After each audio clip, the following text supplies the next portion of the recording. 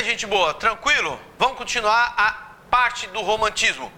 Já falei sobre o aspecto histórico, agora eu vou tentar encadear as ideias entre a parte histórica e as características gerais. Meu nome é Alexandre Pita, estou aqui no Luther e espero que você aí na sua casa entenda. Nunca esqueça, se tiver que anotar alguma coisa e eu estiver falando rápido, dá uma pausa, porque eu falo rápido mesmo.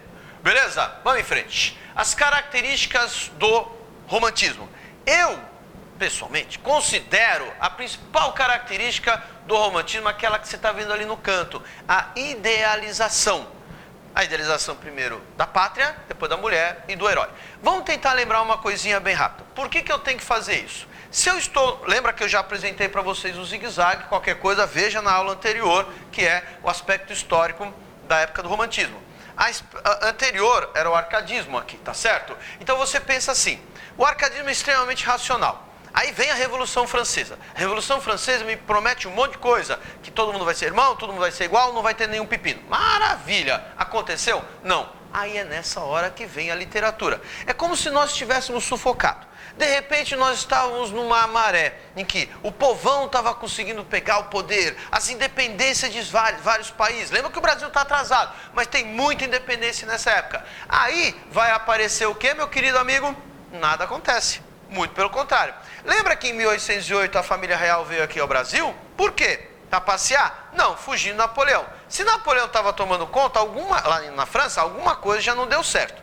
Perfeito? Dessa tal de liberdade, fraternidade e igualdade. Então, o artista, o pintor, o escultor, o literato, ele vai lá e faz primeiro a idealização da pátria. Por quê? É a primeira coisa que eu queria que tivesse legal, que a minha pátria fosse salutar, que a minha pátria fosse um lugar bom de se viver, tá? Em alguns lugares eles vão falar dos feitos, aqui no Brasil a gente vai falar da natureza. Depois tem a idealização da mulher. Você pode ver muito quadro, principalmente nessa época, é que a figura da mulher é forte, é determinada, é respeitada, como sempre deveria ser. A mulher, ela sempre vai ser o prumo, o rumo que algum homem vai ter que ter. Agora imagina isso na literatura. Naquela época, infelizmente, as mulheres não escreviam, e se escreviam, escreviam escondido, assinando com o nome de homem. Então a literatura é feita para a mulher. Vamos lembrar uma outra coisinha. Se você vê uma telenovela, normalmente o público de uma telenovela, a maioria, é mulher. Por quê? Aquela história da heroína, aquela história toda, né, do bem contra o mal, aquela luta toda. Moral da história, quando eu faço a literatura romântica, a mulher vai ser o meu grande patamar, o meu grande eixo. E o herói, porque aí você vai ter uma outra aula. Se você der uma xeretada no site do Luther, você vai ver que eu tenho uma aula gravada do trovadorismo. A gente fala que trovadorismo praticamente não aparece, mas de repente vem o vestibular e coloca que é o herói medieval. O que ele quer dizer? O herói da época do romantismo, 1836 aqui no Brasil, século XIX de uma forma geral no mundo.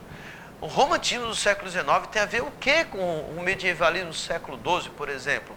É que lá tem as novelas de cavalaria, lá tem aquelas cantigas de amor, lá tem aquelas cantigas de amigo. Então lá a gente vai falar sobre o amor. Então o romantismo vai ser, assim, vai buscar essa influência dessa coisa mais primária, assim, essa coisa mais infantilizada. Não infantilizada no sentido negativo, aquela coisa meio carinhosa quando a gente se apaixona por alguém. Por isso que vai ter hora. Então não estranhe com alguma prova do seu professor falar herói medieval, porque ele se inspira lá no século XII. Algumas apostilas e alguns livros consideram como sentimentalismo como a principal característica do romantismo. Eu prefiro falar em idealização, porque eu idealizo você, eu idealizo minha pátria, eu idealizo o cara que vai me salvar, o meu herói. Isso eu vou colocar uma carga muito forte de sentimentalismo. Eu fico com medo do sentimentalismo, que dá a impressão que é só sentimento de amor com homem e mulher. Não necessariamente. Também tem com a pátria, também tem com as causas sociais. Beleza, continuando. Excesso de religiosidade, porque se você lembrar do zigue-zague, Barroco, que é a primeira escola brasileira, é extremamente religiosa. Aí veio para uma racionalizada, que trabalha com a mitologia. Depois volta para essa parte religiosa. E se eu sou religioso, eu vou trabalhar com a subjetividade, com a minha emoção. Perfeito? O meu texto não é baseado na razão. Lembra que eu falei na aula anterior a respeito das do momento histórico do romantismo? Lá no momento histórico do romantismo tem um negócio chamado liberalismo, que é o indivíduo sobre o coletivo. e aí vai verter isso dentro da literatura. Tanto que, quando você é subjetivo, você pode escapar da realidade, que seria o escapismo, e você pode colocar o individualismo, eu nessa brincadeira.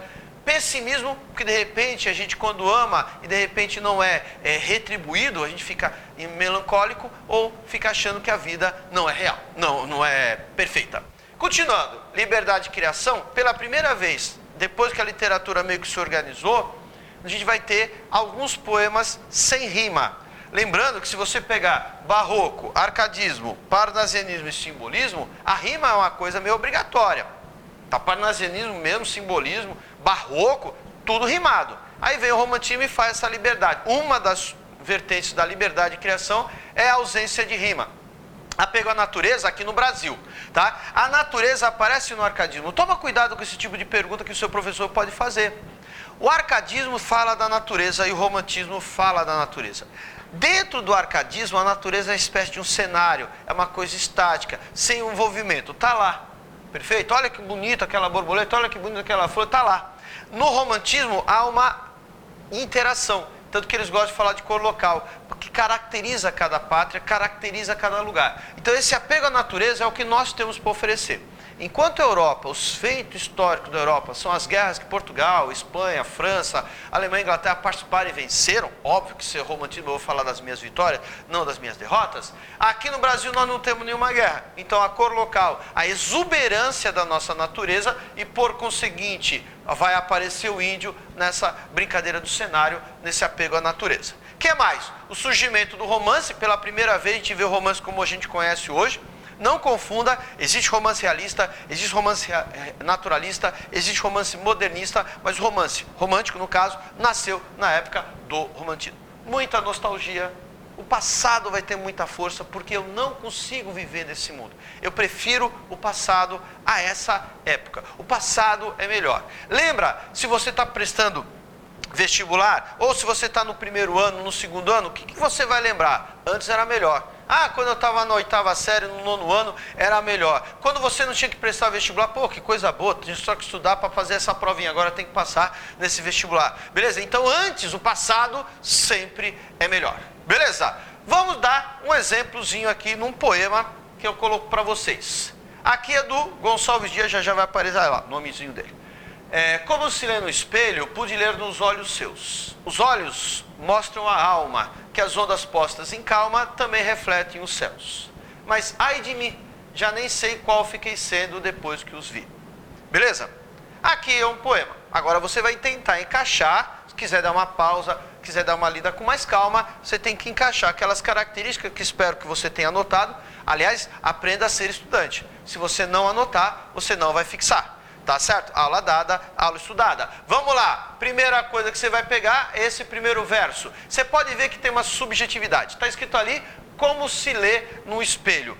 Primeiro uma comparação com a palavra como, tá certo? Como se lê no espelho. Como é que eu vou ler no espelho, ainda mais olhando para o verso de baixo? Pude ler nos seus olhos. Então, olhando no espelho, eu vi nos seus olhos. Isso é uma coisa extremamente subjetiva, não é uma coisa racionalizada. Eu vou ler, né? O que você escreve? Eu vou ler olhando diretamente para você, não de forma indireta. Essa seria a ideia da subjetividade. O que mais? A palavra alma, a palavra céus, que você está vendo aí, lembra um pouquinho de religiosidade. É lógico que você vai falar assim, ô Pita, mas o cara está só olhando para o céu, só está refletindo o céu. Mas a partir do momento que eu faço essas alusões à alma, à espiritualidade, a céu é também espiritualidade e religiosidade, consequentemente. Lembra que eles podem colocar outros termos. Em vez de religiosidade, eles podem colocar algo como espiritualidade e assim por diante. Aqui você vai ver uma liberdade de criação. Gonçalves Dias de vez em quando faz isso, né? Ele faz os versos rimados, coisa que na época não tem.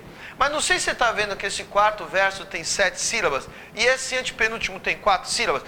Se você quiser aprender ou rever como é que conta a quantidade de sílabas poéticas, tem uma aula chamada de versificação que eu fiz para o pessoal do primeiro ano. Se você tiver interesse para dar uma lembrada, vai lá, está lá no site, está lá no YouTube em algum lugar. Beleza? Então isso aqui, quando não tem essa uniformidade, então o cara foi mais livre do que qualquer outra coisa.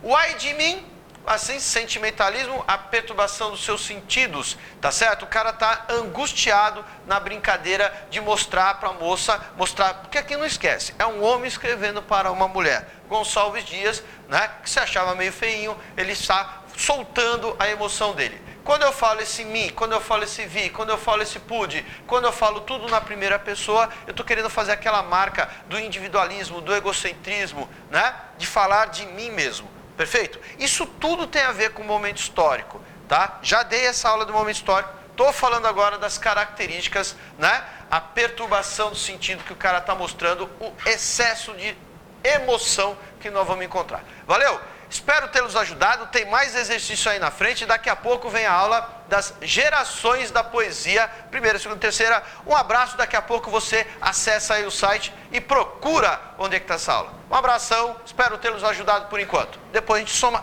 todas as aulas. Valeu!